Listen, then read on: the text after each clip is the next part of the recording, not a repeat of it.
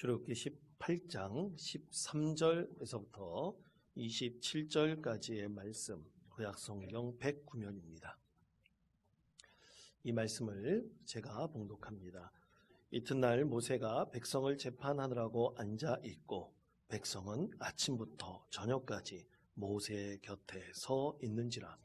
모세의 장인이 모세가 백성에게 행하는 모든 일을 보고 이르되 내가 이 백성에게 행하는 이 일이 어찌 됨이냐. 어찌하여 내가 홀로 앉아 있고 백성은 아침부터 저녁까지 내 곁에 서 있느냐.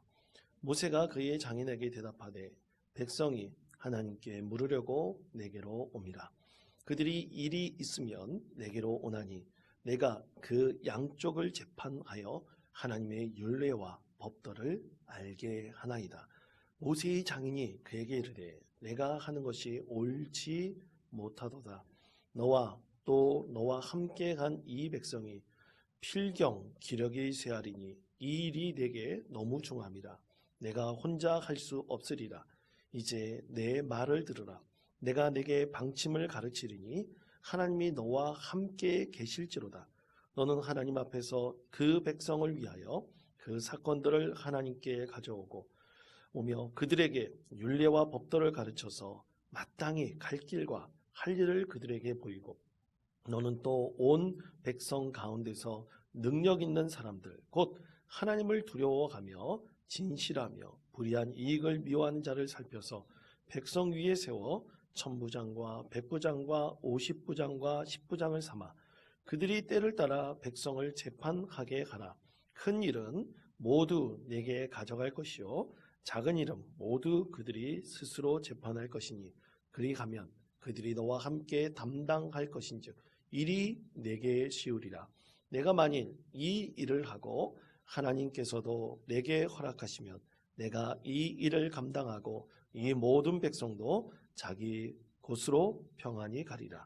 이에 모세가 자기 장인의 말을 듣고 그 모든 말대로 하여 모세가 이스라엘 무리 중에서 능력 있는 사람들을 택하여 그들을 백성의 우두머리 곧 천부장과 백부장과 50부장과 10부장을 삼음에 그들이 때를 따라 백성을 재판하되 어려운 일은 모세에게 가져오고 모든 작은 일은 스스로 재판하더라. 모세가 그의 장인을 보내니 그가 자기 땅으로 가니라. 아멘. 세계적인 리더십의 전문가로 알려져 있는 존 맥스웰은 목회자입니다. 그는 목사로서 참 많은 리더들에게 어떤 리더로 세워져야 될지 그것에 대해서 많은 영향력을 미친 사람입니다.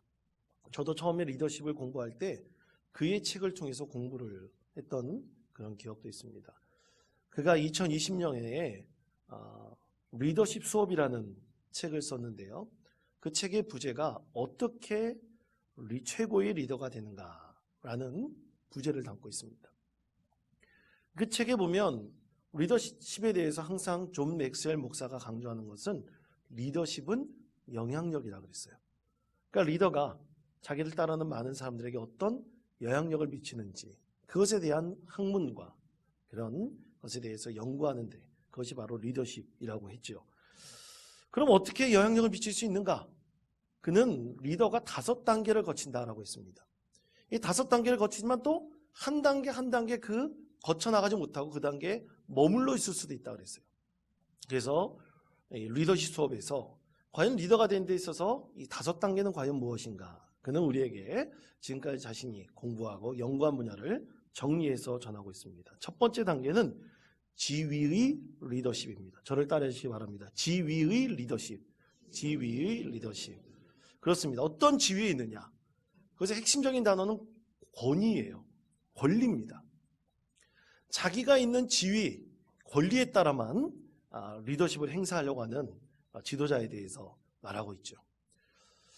그런 지도자는 역시 많은 사람들에게 큰 영향력을 미치기 어려울 것입니다. 왜냐하면 자기 자리 때문에 모든 사람들에게 리더로 세워졌기 때문에 오직 따르는 사람들은 그 지위에 따른 의무감만 갖게 될 뿐이죠. 두 번째는 허용의 리더십입니다. 따라해 주시기 바랍니다. 허용의 리더십. 허용의 리더십. 여기서 가장 핵심적인 단어는 관계입니다. 관계. 인간적인 관계예요. 인간적인 매력이에요. 그러니까 지도자가 많은 사람들에게 자기를 따르게 할 만큼 인간적인 매력과 그 관계심이 굉장히 좋은 사람이죠. 그런데 문제는 여기도 있습니다. 이 관계심만 너무나 좋게 생각하다 보면 어떤 문제가 발생했을 때 이것을 관계로만 풀려고 그러지 그것을 효과적으로 풀릴 수 있는 능력이 좀 부족할 수가 있습니다. 그래서 그 다음 단계로 나가는 것이 세 번째가 생산의 리더십입니다. 저를 따르시기 바랍니다. 생산의 리더십. 여기에는 반드시 성과가 있어야 돼요. 여러분 어떤 기관이나 조직, 교회도 마찬가지입니다. 다 무엇이 있습니까? 목표가 있어요. 비전이 있습니다. 그것을 이루도록 하는 것, 그것이 리더의 역량이죠. 그렇게 리더가 권위와 그리고 관계와 그리고 이 성과에 참 탁월한 재능을 발휘한다면 그를 따르는 많은 팔로워라고 하죠. 따르는 사람들이 굉장히 효능감을 가질 거예요. 그 성과에 대해서 효능감을 분명히 갖게 될 겁니다. 근데 여기에도 문제가 있어요. 너무 성과주의로 흐르다 보면 사람들이 쉽게 어떻게 됩니까? 지쳐버릴 수밖에 없죠. 나중에 효능감 같은 것들도 상실해버리고 맙니다. 그래서 네 번째로 나가야 될 것이 인재개발의 리더십입니다. 저를 따르시기 바랍니다. 인재개발의 리더십. 인재개발의 리더십. 바로 이것에는 재생산이 있어야 돼요. 바로 뭐냐면 리더가 다른 리더를 세우도록 하는 겁니다.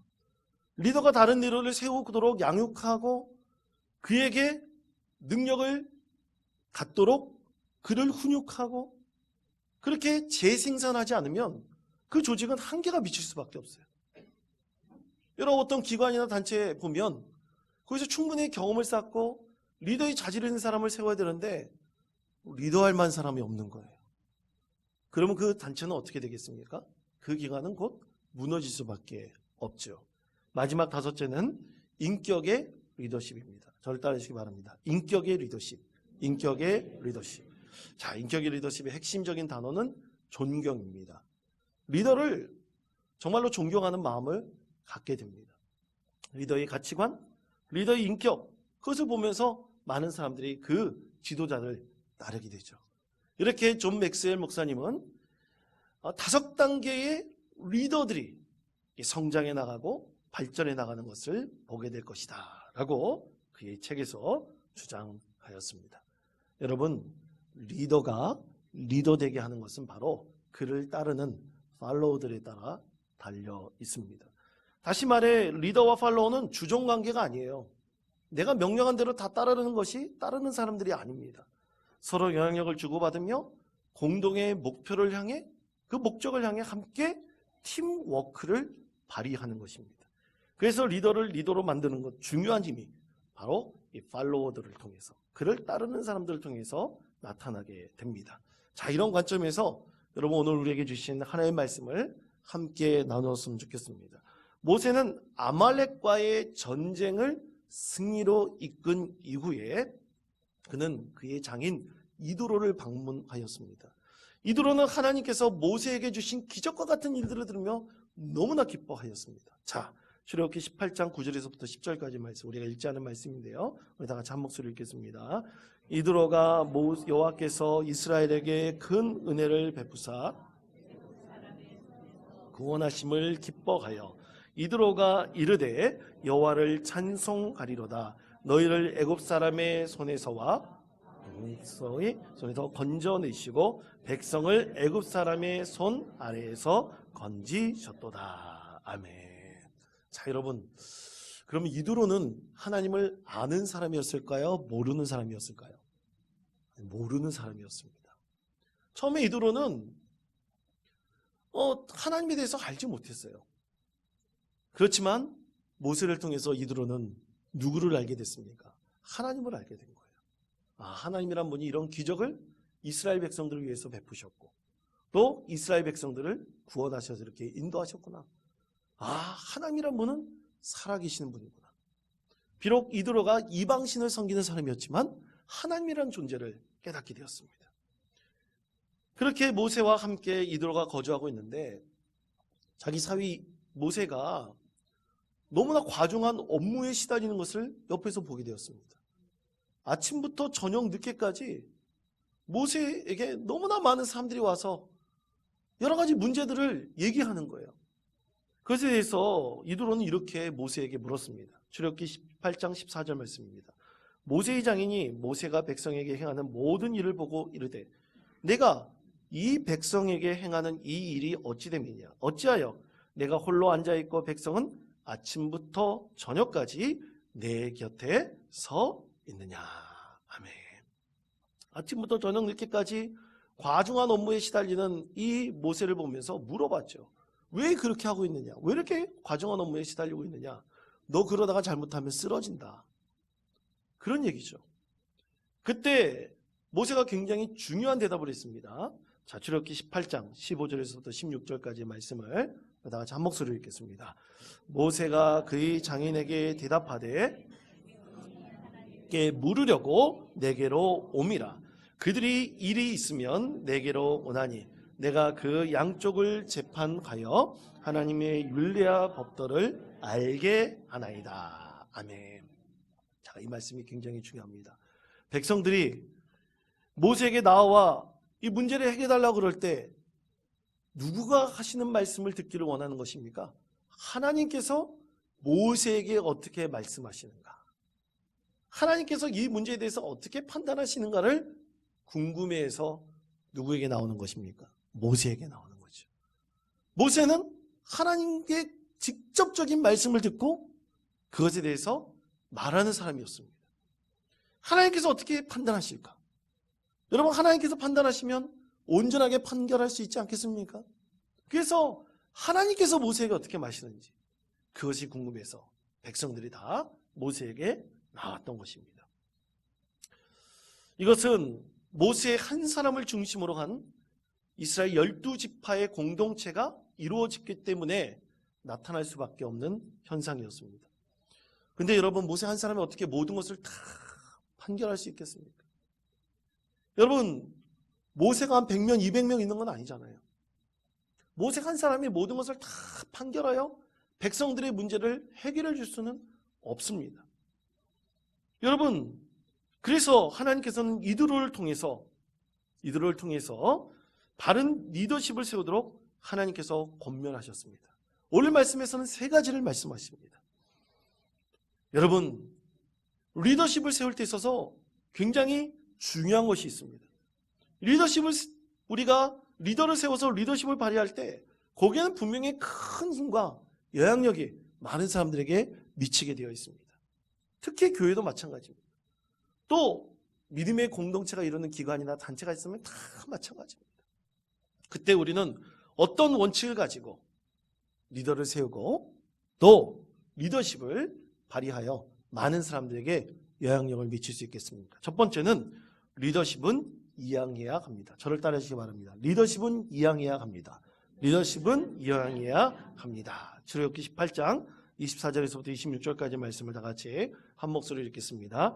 이에 모세가 자기 장인의 말을 듣고 들어가요. 모세가 이스라엘 무리 중에서 능력 있는 사람들을 택하여 그들을 백성의 우두머리 곧 천부장과 백부장과 50부장과 10부장을 삼음해 그들이 때를 따라 백성을 재판하되 어려운 일은 모세에게 가져오고 모든 작은 일은 스스로 재판하더라. 아멘. 자, 모세는 장인의 말을 듣고 장인의 조언을 들어 천부장, 백부장, 50부장, 10부장을 세웠습니다. 여러분, 이것은 이스라엘이 나라를 세울 때도 그대로 이어졌어요.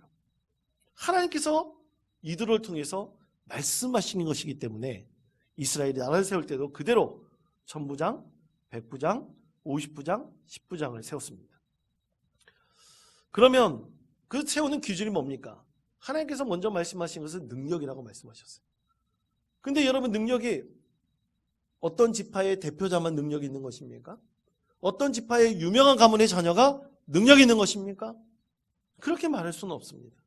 거기에는 반드시 조건이 있었습니다.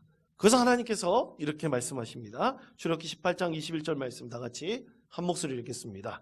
너는 또 온 백성 가운데서 능력 있는 사람들, 노력하며 진실하며 불의한 이익을 미워하는 자를 살펴서 백성 위에 세워 천부장과 백부장과 50부장과 10부장을 삼아. 아멘.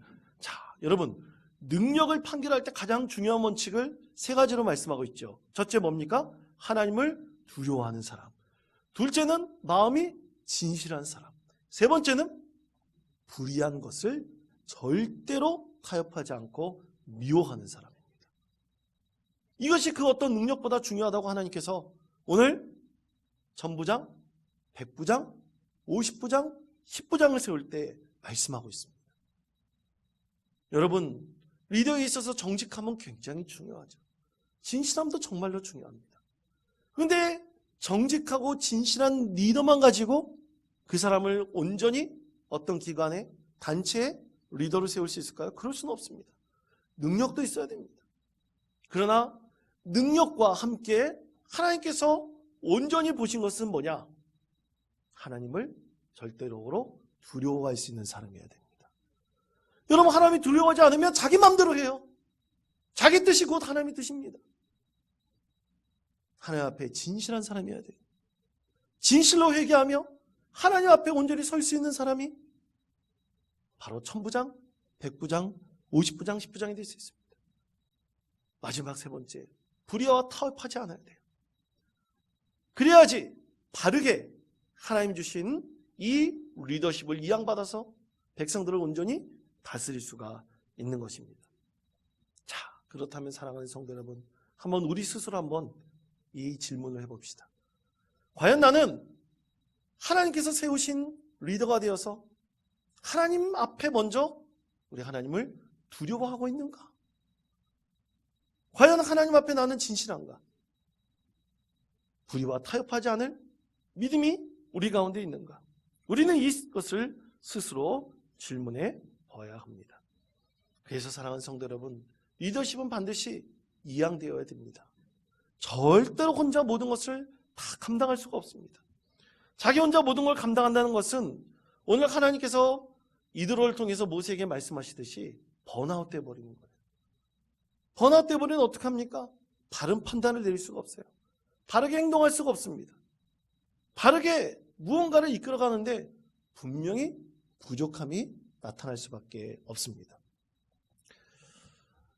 성도들이 저한테 가끔, 아주 가끔입니다, 이런 얘기를 할 때가 있어요.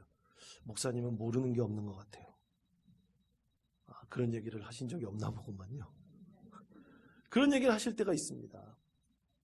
그런데 여러분, 똑똑하고 그런 것은 꼭 아닙니다. 이 목회자가 훈련받을 때 이 다양한 분야에 대해서 알도록 훈련을 받습니다.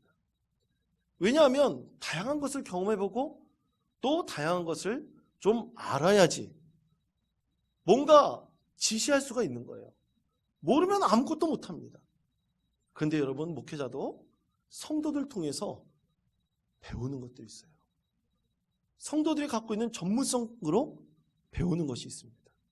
예를 들어서 우리 나영희 장로님은 약사 아닙니까? 약에 있어서 뭐 하면 무조건 장로님께 여쭤봅니다. 여러분, 우리 지휘자 김희성 권사님 있지 않습니까? 음악에 대해서 제 와이프도 있긴 하지만 모르는 거 있으면 당연히 권사님께 물어봐야 됩니다. 여러분, 우리 교회도 전기에 대해서 전문가가 있습니다. 그러면 그 집사님께 물어봐야 돼요. 그리고 집사님이 왜 이렇게 만들었는가? 처음에 제가 뭔가 하나 하셨을 때 이해하지 못하는 것도 있었지만 집사님 설명을 드리니까 그렇구나. 역시 전문가는 다르구나. 또 목수에 있어서 전문가가 있습니다. 왜 저렇게 하시지?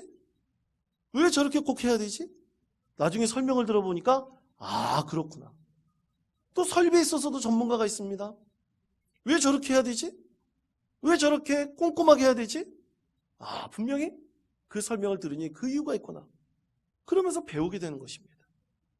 여러분, 교회학교도 마찬가지입니다. 교회학교 선생님들이 사실 솔직하게 말씀드리면 저보다 더 전문가일 수 있습니다. 왜냐하면 제가 교회학교에 경험한 것보다 우리 선생님들이 더 많이 경험하고 경험을 통해서 배우는 것이 있거든요. 한 번은 유아유치부 이 선생님이 여름 성경학교 때 저보고 유아유치부 설교를 하라고 부탁한 적이 있었어요. 근데 나중에 제가 보다가 그 선생님에게 선생님 저 못하겠습니다. 도저히 애들한테 그렇게 못하겠더라고요. 왜냐면 이제 너무 안 해본 지 오래돼가지고 이걸 하려니까 잠을 못 자게 정도로 굉장히 스트레스를 받았습니다. 그러나 목회자는 해야 될 것은 뭡니까? 영적인 방향성을 알려주는 거예요. 이것은 하나님의 뜻이 아닙니다. 이것은 하나님 앞에 온전하지 않습니다. 이것을 안내해주고 그리고 지도해주고 그 방향성을 지시해줬을 때 그 방향성으로 나갈 수 있는 것이죠. 그러면 여러분, 이런 전문가들이 있는데 제가 어떻게 해야 됩니까? 또 교회뿐만 아니라 다른 기관들은 어떻게 해야 됩니까? 전문성을 가진 사람한테 이양해 줘야 됩니다. 리더십을 이양해 줘야 됩니다. 나도 줘야 됩니다. 그래야지 협력하여 선을 이룰 수 있고 그 조직이 더욱더 안정적으로 성장할 수가 있는 것입니다. 그러므로 가장 첫 번째 하나님께서 말씀하시는 것은 가지고 있는 리더십을 다른 이들에게 이양해 줘야 한다는 것이죠. 두 번째는 이것입니다. 리더십은 권위를 부여받아야 합니다. 저를 따르시기 바랍니다. 리더십은 권위를 부여받아야 합니다. 권위를 부여받아야 합니다. 자, 주력기 18장 23절의 말씀 다 같이 한 목소리로 읽겠습니다. 내가 만일 이 일을 하고 그게 허락하시면 내가 이 일을 감당하고 이 모든 백성도 자기 곳으로 평안히 가리라. 아멘. 자, 두 번째 리더십에 있어서 가장 중요한 것, 권위를 부여해 주는 것입니다. 오늘 말씀 가운데 이렇게 말씀하고 있죠. 하나님께서 또 내게 허락하시면 바로 영적 권위를 부여해 준다는 뜻이죠. 영적 권위를 부여해 주지 않는다면 우리 교회 안에서 이 영적인 사역을 감당할 때 심각한 문제가 나타날 수가 있습니다. 예전에 섬겼던 교회에서 항상 담임 목사님께서 이 부교역자들, 특히 부교역자들이 굉장히 많은 교회였습니다. 교육 전사들이나 어떤 준전임, 교역자들이 사역을 할 때 그들이 맡고 있는 이 사역 부서에서 항상 문제 제기를 하시는 분들이 있어요. 여러분, 그럴 수밖에 없습니다. 사실 이 교육 전도사나 준전임 교육자라고 하더라도 이 경험이 그 오랫동안 한 부서를 맡고 있는 분들보다는 높을 수는 없거든요. 좀 부족함이 분명히 나타날 수가 있습니다. 그러면 담임 목사님께 와가지고 이 분들이 맡고 있는 사역을 담당하고 있는 분들이 이 교육자에 대한 불만을 제기할 때가 있어요. 그럼 목사님께서는 알겠습니다. 그래도 교육자를 따라 주십시오. 교육자의 뜻을 따라 주십시오. 그렇게 말씀하시면서 잘 권면하여서 성도들을 돌려보냈습니다. 그 다음에 교육자를 불렀죠.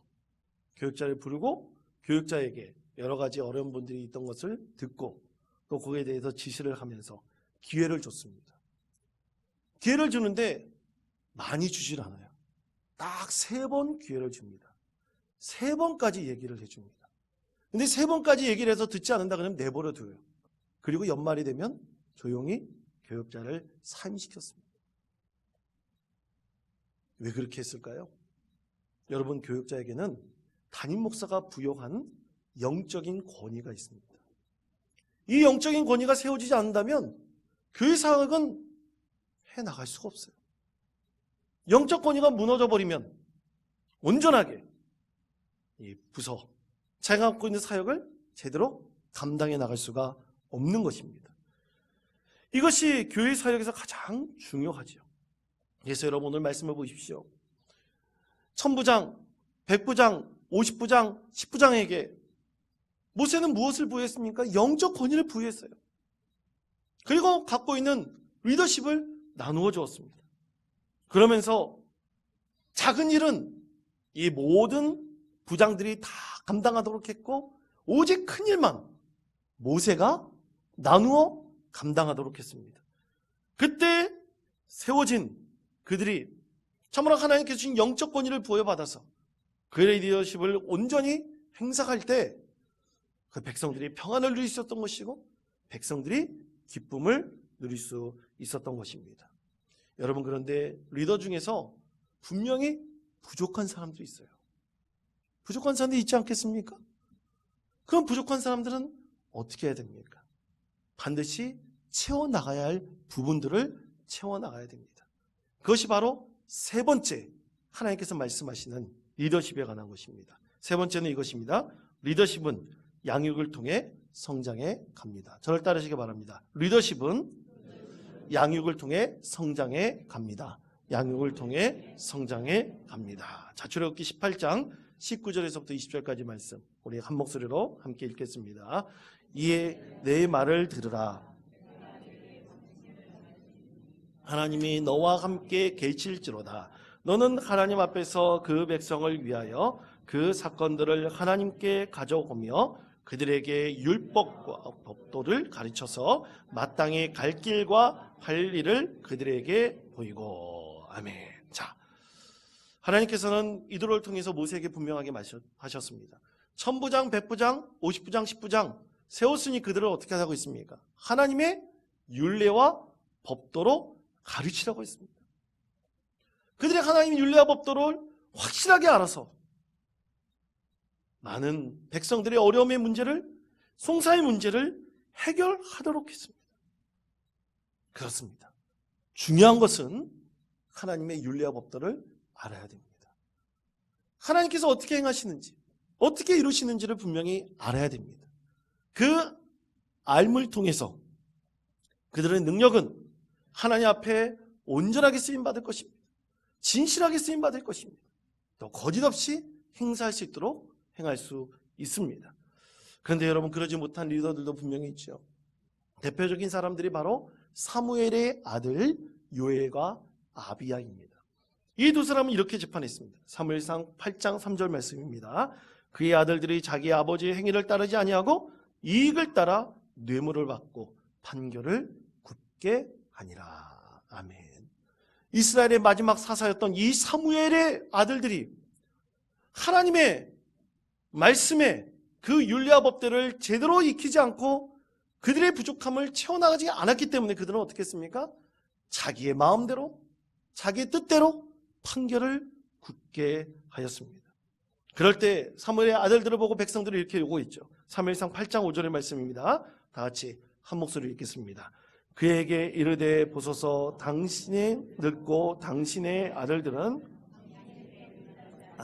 아니하니 모든 나라와 같이 우리에게 왕을 세워 우리를 다스리게 하소서 한지라. 아멘. 어떻게 했습니까? 요엘과 아비야를 따르지 않고 우리는 다른 자를 세워 왕을 세워달라. 그들이 따를 수 있는 자를 세워달라고 그렇게 사무엘에게 요구하였던 것입니다. 사랑하는 성도 여러분, 리더는 반드시 세워져야 되고요. 리더십은 이양되어져야 되고, 그리고 영적 권위가 부여되어야 됩니다. 그리고 반드시 부족한 것을 어떻게 되느냐? 채워나가야 됩니다. 양육받으면서 채워나가야 됩니다. 훈련받아야 됩니다. 그렇지 않고서는 온전히 우리 하나님께서 맡겨주신 이 기관과 단체와 또 교회의 모든 사역들을 우리가 감당할 수가 없습니다. 사랑하는 성도 여러분, 우리 교회는 하나님께 세우신 믿음의 교회입니다. 여러분 믿으십니까? 이 교회를 세워나갈 때 여러분 반드시 리더십을 양받았으면 그것에 대해서 최선을 다하시고 영적 권위를 부여받았으면 그것을 온전히 행사하시기를 바랍니다. 그리고 온전히 양육받으십시오. 훈련받으십시오. 그래서 우리 하나님께서 여러분을 통해서 어떤 사역을 펼치시는지 여러분 그 기대한 마음을 가지고 하나님 뜻을 온전히 이루어갈 수 있는 믿음의 성도 되시기를 바랍니다. 그런 일들이 많은 교회가 복받는 교회입니다. 많은 교회가 축복받는 교회입니다. 많은 교회가 진정으로 하나님 사역을 이룰 수 있는 복된 교회입니다. 이런 교회 이루어서 우리 원통교회 참으로 하나님께서 복 주시는 믿음의 교회 세워나가시는 복된 성도 되시기를 간절히 축원드립니다.